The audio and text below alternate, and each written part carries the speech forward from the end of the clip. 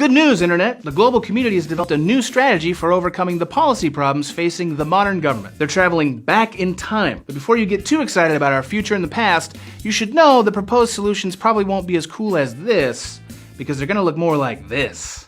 In the wake of the NSA's public exposure, Russia has grown increasingly paranoid about the security of their vital government information.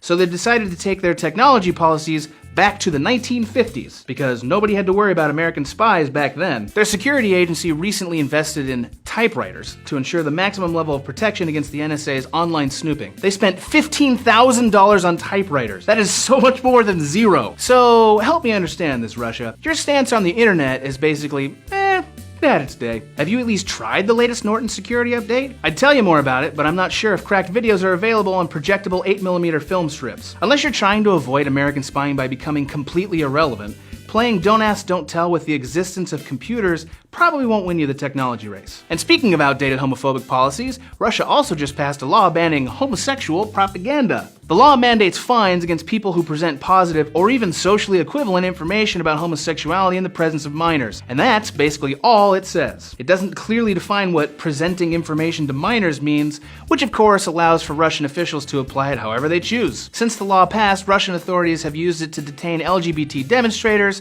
known social advocates, and the Dutch. Russian President Vladimir Putin has stated the law exists to avoid perverting a traditional conception of human sexuality. Putin has expressed concern that such information could arouse interest in such relationships, and Russian thinkers believe this is Putin's attempt to demonstrate he can think differently.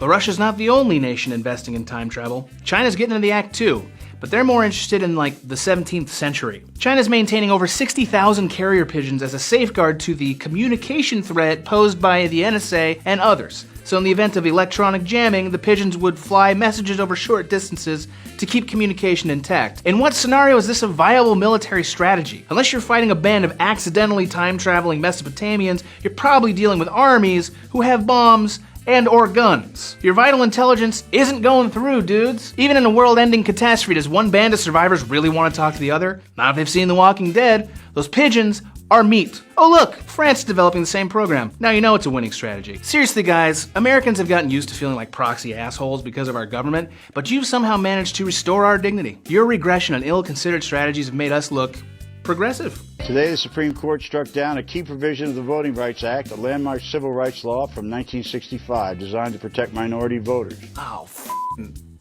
damn it.